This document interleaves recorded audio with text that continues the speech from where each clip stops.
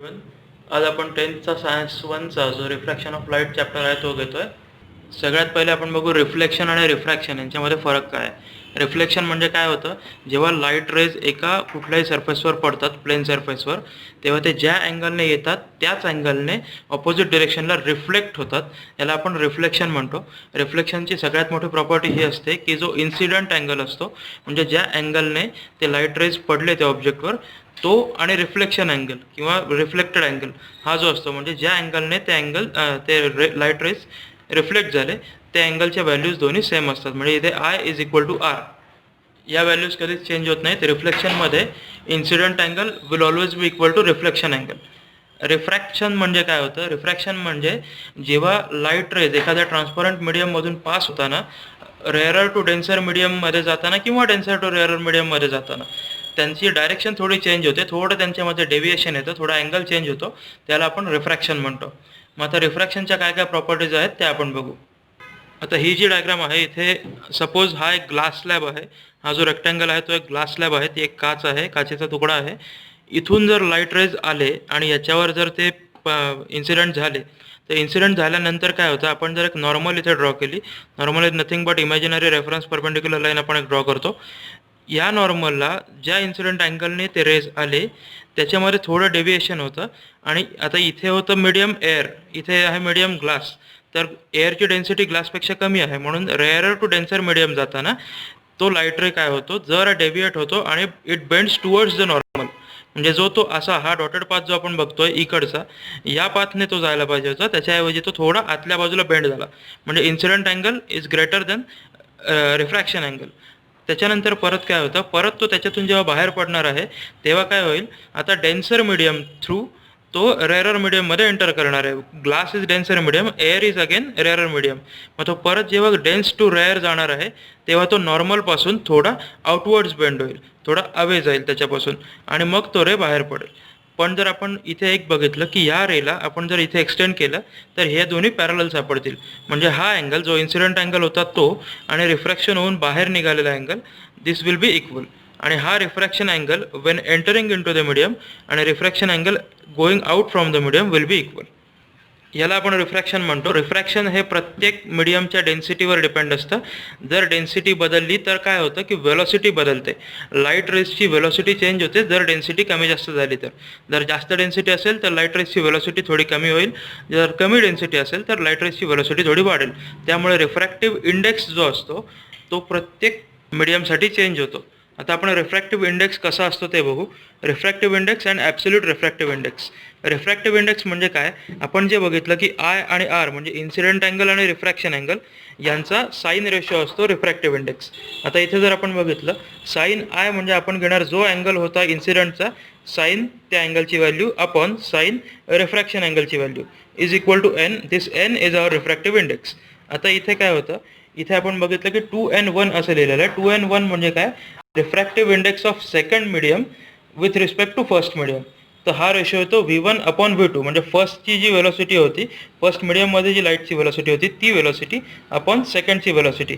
हा आपल्याला मिळाला refractive index of second medium with respect to first medium.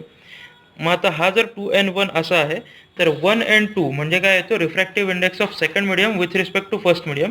तो आपला येतो V2 अपॉन V1. याच्या जस्ट इन्व्हर्स करतोय आपण. When we talk about refractive index of second medium with respect to first medium, it is V1 upon V2. And when we talk about refractive index of first medium with respect to second medium, it is V2 upon V1. आता जर refractive index काढताना जर त्याची first medium ही vacuum असेल, म्हणजे तिथे वेलॉसिटीमध्ये काही फरक होत नसेल, तर तिथे आपण रिफ्रॅक्टिव्ह इंडेक्स फक्त एन कन्सिडर करतो आणि फक्त सेकंड मीडियमसाठी कन्सिडरेशन असतं ते. म्हणजेच when we talk about absolute refractive index, की जिथे first medium is always the vacuum, तर तिथे फक्त एनची व्हॅल्यू जी येते ती with respect to second medium येते. फर्स्ट मीडियमचं कॅल्क्युलेशन तिथे होणार नाही. मग अशी आपण डिस्कस केलेला फेनॉमेना जो होता तो आता इथे आपण जरा डिटेल बघू. मीडिया वाईज रिफ्रॅक्शन कसं होतं. जर rarer medium to denser medium येत असेल लाईट, तर तो इट बेंड्स टुवर्ड्स नॉर्मल. नॉर्मलकडे जरा झुकतो, म्हणजे या अँगलपेक्षा हा अँगल थोडा कमी होतो. त्याच्यानंतर जर डेन्सर टू रेअर जात असेल, आता इथे डेन्स मीडियम आहे, आपण समजा हे ग्लास स्लॅब कन्सिडर करू, तिथून जो एअरमध्ये जेव्हा येतो तेव्हा हा अँगल इन्क्रीज झाला, it went away from the normal. आणि जर तो 90 डिग्रीमध्ये आला तर अँगल त्याचा एक्झॅक्टली परपेंडिक्युलर असेल, 90 डिग्रीमध्ये जर मीडियममध्ये घुसला तर त्याचं रिफ्रॅक्शनसुद्धा होत नाही, तो स्ट्रेट अवे पास होऊन जातो, कारण डेव्हिएट व्हायला त्याच्याकडे अँगल नसतो. रिफ्रॅक्शनमुळे होणाऱ्या काही काही गोष्टी आपण डे टू डे लाईफमध्ये ऑब्झर्व करत असतो, त्या आपण आता बघू. सगळ्यात पहिले असते ट्विंकलिंग ऑफ स्टार्स. रात्री आपण प्रत्येकच जण ऑब्झर्व करू शकतो की स्टार्स जे असतात ते ट्विंकल करतात, ते चमकतात. तर ते का चमकतात ते आपण बघू. जर आपण कन्सिडर केलं की हा अर्थ सरफेस आहे, तर हे जे लेयर्स आहेत आपण असं कन्सिडर करू की सरफेसपासून एक्झोस्फिअरपर्यंत ॲटमॉस्फेरिक एरिया जो आहे अर्थचा, तिथे प्रेशर डिफरन्स आहे. वेगळ्या वेगळ्या प्रेशरचे बँड्स आहेत. म्हणजे समजा इथे हायेस्ट प्रेशर आहे, atmospheric pressure is highest at this region. त्याच्यानंतर ते कमी कमी कमी कमी होत जातं आणि सगळ्यात वरती ते रेअरेस्ट असतं. म्हणजेच काय होतं की इथे प्रेशर डिफरन्समुळे डेन्सिटीमध्ये सुद्धा फरक पडतो. मग जर डेन्सिटीमध्ये फरक पडतो तर इथे सुद्धा रिफ्रॅक्टिव्ह इंडेक्स वेगळा वेगळा असतो प्रत्येक बँडचा. आता when we talk about stars, तर स्टार्स हे पॉईंट सोर्स ऑफ लाईट असतात. खूप लांब असल्यामुळे आपल्याला ते मोठे दिसत नाहीत, आपल्याला फक्त एक पॉईंट दिसतो. तर मग पॉईंट दिसल्यामुळे इथे काय होतं, त्याच्यापासून निघालेले जे लाईट रेज असतात ते प्रत्येक मीडिया थ्रू जाताना किंवा प्रत्येक या बँड थ्रू जाताना रिफ्रॅक्ट होतात त्या इंडेक्सप्रमाणे. आणि आपल्याला दिसताना एक सलग लाईट रेज दिसण्याच्या ऐवजी ते कायम ट्विंकल होताना दिसतं, कारण ते रेज डिस्टर्ब झालेले असतात. मग आता जर आपण कम्पेअर केलं त्यांना सनशी, तर सन तर आपल्याला ट्विंकल होताना दिसत नाही. त्याचं रिझन असं, as compare to the stars आपल्याला पॉईंट सोर्स दिसतात, सन आपल्याला पूर्ण एक मोठा लाईट सोर्स दिसतो. सनची साईज इतकी मोठी आहे की त्याच्यापासून इतके कंटिन्युअसली रेज येत असतात की रिफ्रॅक्शन झालं तरी ते आपल्याला सेन्स होत नाही. सो रिफ्रॅक्शन प्रत्येक लाईटचं होतं आपल्या ॲटमॉस्फिअर थ्रू आपल्याकडे येताना, पण सनची साईज मोठी असल्यामुळे आणि तो जवळ असल्यामुळे आपल्याला ते सेन्स होत नाही. आणि स्टार्स हे पॉईंट सोर्स असल्यामुळे आपल्याला त्याचं ट्विंकलिंग सेन्स होतं. सेकंड आहे मिराज. मिराज म्हणजे काय, तुम्ही जर एखाद्या कढई वगैरे जिथे फ्राईंग चाललेलं आहे आणि खूप गरम तेल आहे त्याच्यावर जर तुम्ही बघितलं तर त्याच्या पलीकडच्या वस्तू तुम्हाला थोड्या मूव्ह होताना, शेक होताना दिसतात. सिमिलरली जर तुम्ही डेझर्ट एरियामध्ये किंवा खूप कडक उन्हाच्या ठिकाणी जर बघितलं तर तुम्हाला लांब बघितल्यानंतर इमेजेस ब्लड दिसतात. आता ते काय होतं ते आपण बघू. असं इमॅजिन करा की हे एक झाड आहे, इथे एक माणूस आहे जो ऑब्झर्वर आहे, आणि इथे खूप जास्त जर टेम्परेचर असेल तर काय होतं, जमिनीजवळचा जो पोर्शन असतो तो गरम होतो. तिथे काय होईल की जमिनीच्या इमिजिएट लगतचा जो बँड आहे पूर्ण तो गरम झालेला आहे हीटमुळे, आणि त्याच्यावरचा जो लेअर आहे एअरचा तो नॉर्मल आहे. म्हणजे as compared to this layer तो जरा कूल आहे. तर इथे काय होईल, जेव्हा एखाद्या ऑब्जेक्टपासून रेज येतात ते येताना काय होईल, इथे डेन्सिटीमध्ये डिफरन्स असल्यामुळे ते रेजसुद्धा डेव्हिएट होऊन मग ऑब्झर्वरपर्यंत येतात. त्याच्यामुळे ह्यासुद्धा इथल्या ज्या लांबच्या इमेज असतात त्या शेकी दिसतात आपल्याला. म्हणजे जर इन दिस केस आपण जर हे कन्सिडर केलं तर इथे काय होईल, कोल्ड एअर होतं, म्हणजे ते रिफ्रॅक्शन झालं, ते नॉर्मलच्या जवळ आला. त्याच्यानंतर हॉट एअरमुळे काय झालं की ते रेज स्ट्रेट अवे खाली न जाता ते नॉर्मलपासून लांब गेले आणि मग ते पुढे गेले. त्याच्यामुळे काय झालं की ऑब्झर्वरला दिसताना असं दिसेल की ते ऑब्जेक्ट इथे कुठेतरी होतं. मग त्यामुळे काय होतं की कधी ह्या ऑब्जेक्टपासून निघालेले रेज आणि कधी रिफ्रॅक्टेड झालेले रेज याच्या कॉम्बिनेशनमुळे ती इमेज आपल्याला शेकी दिसते. या फेनॉमेनाला आपण मिराज असं म्हणतो. त्याच्यानंतर आपण बघू apparent position of a star. आता इथे काय होतं, असं कन्सिडर करा की हा एक अर्थ सरफेस आहे, हा आपला अर्थ सरफेस आहे आणि हे होरायझन आहे. म्हणजे आपण नेकेड आईजने या लेवलपर्यंतचं बघू शकतो. जर आपण इथे असू तर याच्या खालचं आपल्याला टेक्निकली दिसू शकत नाही. आता इथे काय होतं की इथे पण आपण मगाशी कन्सिडर केल्याप्रमाणे ॲटमॉस्फेरिक बँड्स होते जिथे प्रेशर व्हेरिएशन होतं, त्याच्यामुळेच डेन्सिटी व्हेरिएशन होतं, त्याच्यामुळे इथे रिफ्रॅक्शनचे वेगळे वेगळे बँड होतात तयार. आता काय होतं, जो इथला स्टार आहे जो टेक्निकली आपल्याला स्ट्रेट अवे दिसू शकत नाही कारण तो बिलो होरायझन लिमिट आहे, तर याच्यापासून जे रेज सगळीकडे पास होतात त्याच्यामध्ये काय होतं की जे रेज अर्थकडे येतात त्याच्या थ्रू आता तो रेअरर टू डेन्सर जाताना काय होईल, जर या नॉर्मल्स असतील तर तो कायम नॉर्मलकडे बेंड होत जाईल. त्याच्यामुळे इथून ते रेज येताना फर्स्ट बँडमध्ये बेंड झाले, सेकंड बँडमध्ये बेंड झाले, थर्ड बँडमध्ये बेंड झाले, असं करत करत आपल्याला ते इथे दिसतात. आणि आपण जर इथून ऑब्झर्व करत असू आणि रेज आपल्याकडे इथून येत असतील तर आपल्याला असं फील होतं, असं इमॅजिन आपल्याला होतं किंवा असं आपलं इल्युजन होतं की तो स्टार जो ॲक्च्युली इथे आहे तो इथून आपल्याला दिसल्यामुळे, त्याचे रेज इथून दिसल्यामुळे तो आपल्याला इथे भासतो. मग हे जे इल्युजन होतं त्याला आपण apparent position of a star म्हणतो. म्हणजे स्टारची ॲक्च्युअल पोझिशन होती ही, त्याचे रेज जे त्याच्यापासून निघाले ते प्रत्येक मोमेंटला प्रत्येक बँड थ्रू रिफ्रॅक्ट होत गेले आणि त्याची पोझिशन जी आपल्याला ॲक्च्युअली इथे होती ती ॲपरंटली आपल्याला इथे दिसली. जे इल्युजन असतं ॲक्च्युअली त्याला आपण apparent position of a star म्हणतो. आता आपण डिस्पर्शन ऑफ लाईट म्हणजे काय ते बघू. डिस्पर्शन ऑफ लाईटचं सगळ्यात मोठं एक्झाम्पल म्हणजे असतं रेनबो, जे तुम्ही सगळ्यांनी पाहिलं असेल.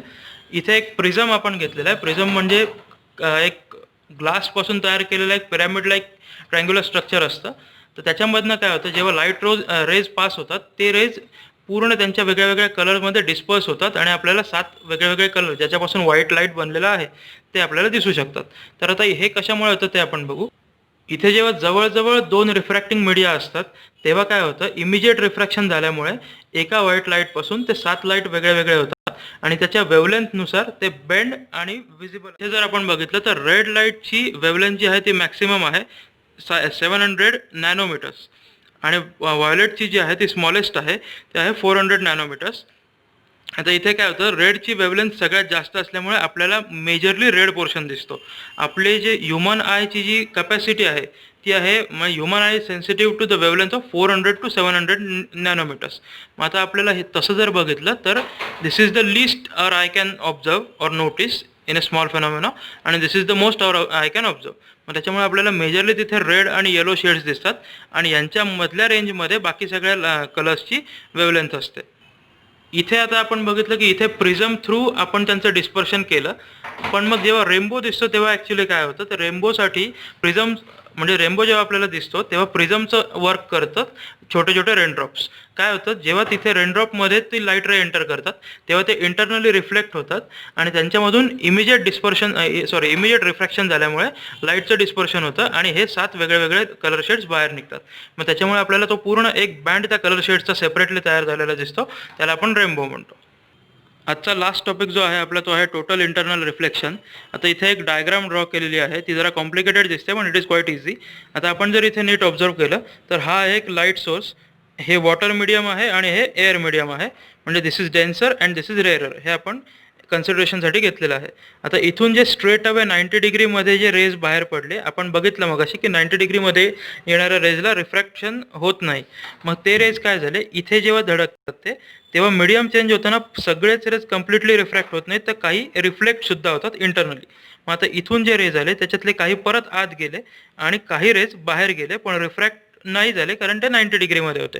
सिमिलरली इथे जर आपण बघितलं दुसऱ्या रेमध्ये, तर ते काय झाले, जे इंटरनली रिफ्लेक्ट झाले ते खाली गेले. आता या केसमध्ये आपण जर फक्त एवढं कन्सिडर केलं तर I is equal to R, म्हणजे ही आयची व्हॅल्यू आणि ही आरची व्हॅल्यू हे दोन्ही अँगल सेम असतील कारण इथे रिफ्लेक्शन झालेलं आहे.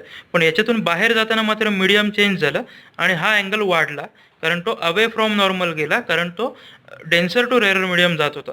मग हा जो रे होता तो असा इकडून थोडा जास्त बेंड झाला बाहेरच्या बाजूला आणि मग बाहेर गेला तो. त्याच्यानंतर तिथूनच निघालेला अजून जर आपण वाईड अँगलचा बघितला तर काय होईल, इथे पण रिफ्लेक्शन काही प्रमाणात झालेलं आहे. Again I is equal to R in case of reflection. पण R2 जो होता की जो रिफ्रॅक्शन अँगल आहे तो परत नॉर्मलपासून अजून थोडा अवे गेला, म्हणजे हा सुद्धा असा जो आला होता तो इकडे गेला, म्हणजे अजून तो फ्लॅटर झाला as compared to the first ray. त्याच्यानंतर जो थर्ड रे आपण कन्सिडर जर केला, आपण आता इथे आपण 1 2 3 4 म्हणतोय पण there are N number of rays in actual refraction, तर आपण फक्त हे कन्सिडरेशनसाठी बोलतोय हे. तर हा जो रे आपण घेतला तर हा आता इतक्या डिस्टन्सपर्यंत आलेला आहे, म्हणजे मीन वाईल इथे काय होईल की हा इथे आलेला रे इकडे जाईल, इथे आलेला रे इकडे जाईल आणि एका सर्टन अँगलला काय होईल की हा एक सर्टन जर अँगल आपण बघितला तर या अँगल्सच्या केसमध्ये तो रे रिफ्रॅक्ट जो होतो तो स्ट्रेट अवे या वॉटर सरफेसला पॅरलल जाईल, म्हणजे त्याचा रिफ्रॅक्शन अँगल होईल 90 डिग्री. मग ज्या इंटरनल अँगलला त्याचं रिफ्रॅक्शन 90 डिग्री होतं आणि मीडियमच्या पॅरलल जातं, मीडियममधून बाहेर जात नाही, त्याला आपण म्हणतो क्रिटिकल अँगल. त्याच्याही पुढचा जो रे असेल त्याच्यापेक्षा लांब आलेला रे मात्र काय होईल, आता इथे आपण थर्डच्या केसमध्ये, सेकंड थर्ड फोर्थच्या केसमध्ये आपण जे बघितलं ते होतं पार्शियल रिफ्लेक्शन, कारण त्याच्यामध्ये काही पार्ट रिफ्लेक्ट झाला, काही पार्ट बाहेर गेला. क्रिटिकल अँगल नंतर मात्र काय होतं की रिफ्लेक्शनही आतच होतं आणि रिफ्रॅक्शनसुद्धा आतल्याच बाजूला होतं, म्हणजे लाईट रेज जे असतात ते अजिबात बाहेरच्या बाजूला जात नाहीत, त्याला आपण म्हणतो टोटल इंटरनल रिफ्लेक्शन. तर या काही थिअरी कन्सेप्ट होत्या रिफ्लेक्शन ऑफ लाईट या चॅप्टरमधल्या. थिअरी टॉपिक्स तसे सगळे संपलेले आहेत चॅप्टरमधले. जर काही टॉपिक समजले नसतील, काही घाई वगैरे झालेली अशी वाटत असेल किंवा काही डाऊट्स असतील तर कमेंट्स करा, व्हॉट्सअप करा. थँक्यू.